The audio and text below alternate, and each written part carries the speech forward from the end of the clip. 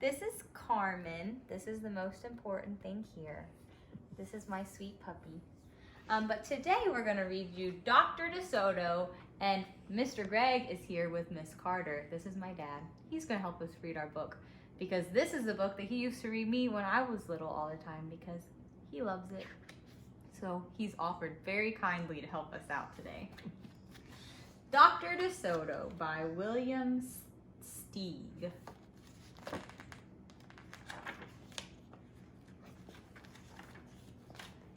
Dr. DeSoto, the dentist, did very good work.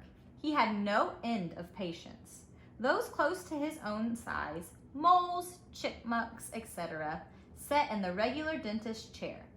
Larger animals sat on the floor, while Dr. DeSoto stood on a ladder. Can you see the picture? Okay, Greg. For extra large animals, he had a special room. There, Dr. DeSoto was hoisted up to the patient's mouth by his assistant, who also happened to be his wife.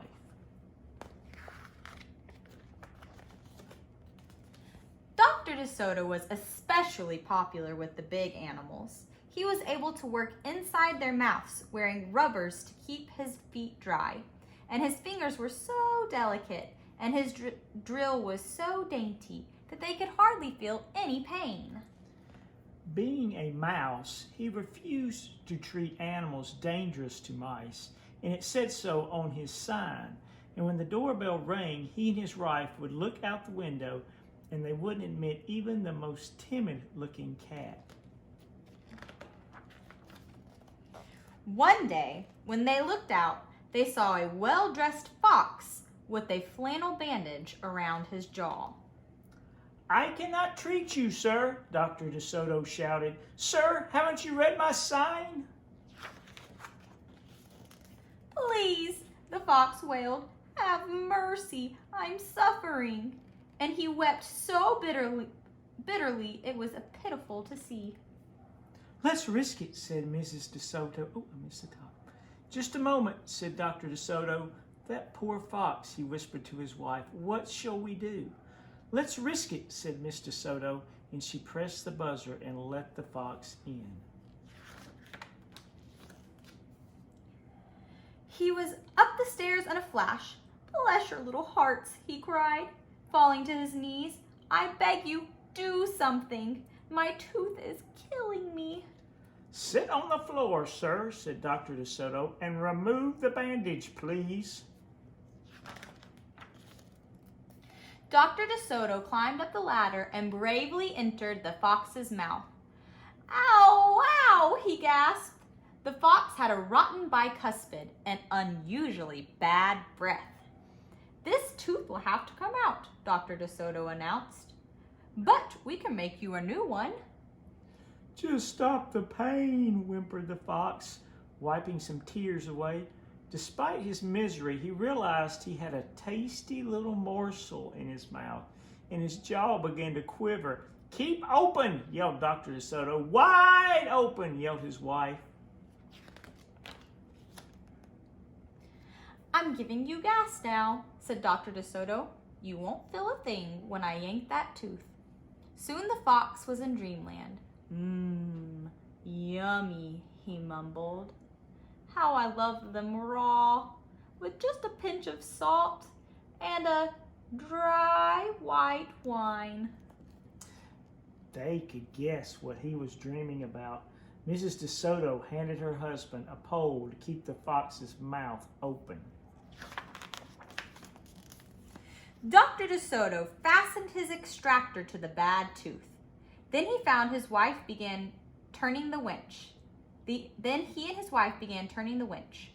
Finally, with a sucking sound, the tooth popped out and hung swaying in the air. "I'm bleeding," the fox yelped when he came to.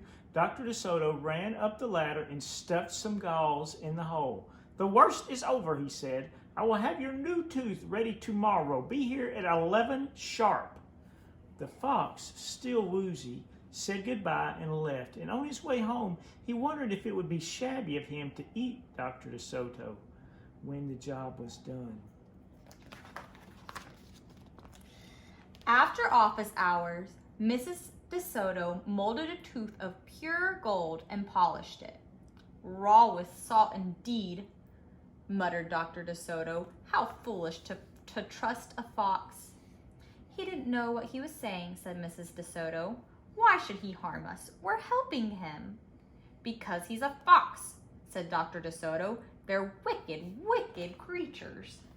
That night, the DeSotos lay awake worrying. Should we let him in tomorrow? Mrs. DeSoto wondered. Once I start a job, said the dentist firmly, I finish it. My father was the same way. But we must do something to protect ourselves, said his wife.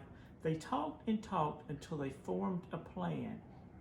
I think it will work, said Dr. DeSoto, and a minute later he was snoring.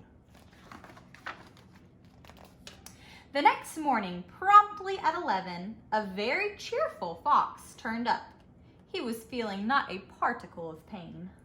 When Dr. DeSoto got into his mouth, he snapped it shut for a moment and then opened wide and laughed.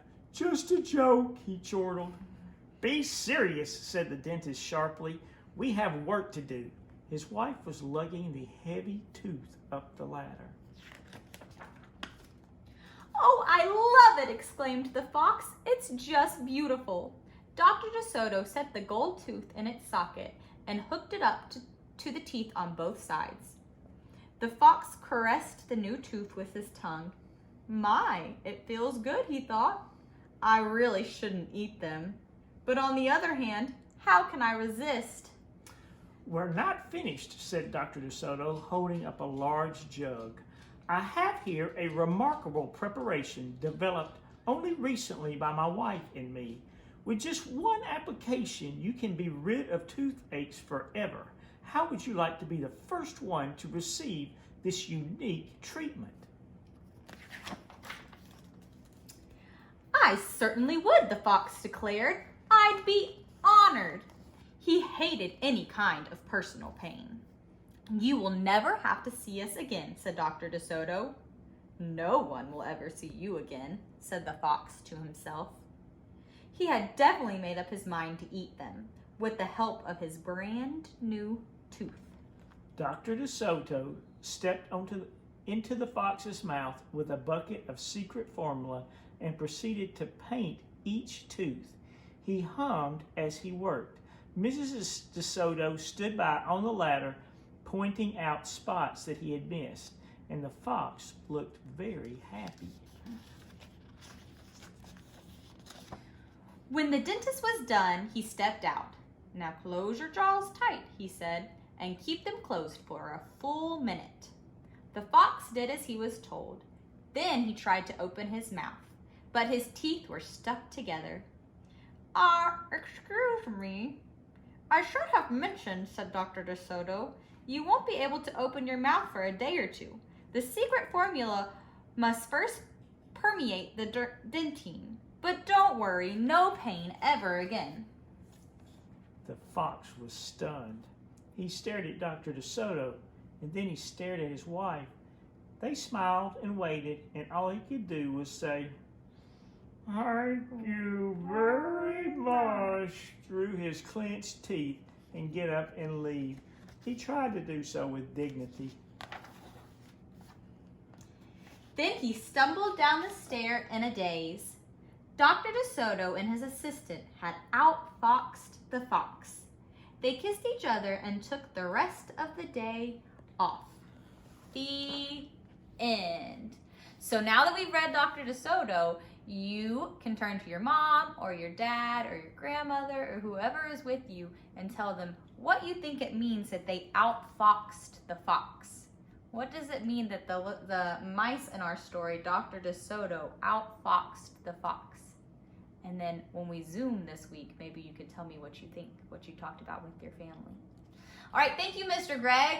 Everybody give Mr. Greg a round of applause at your house. He did a great job. Thank you.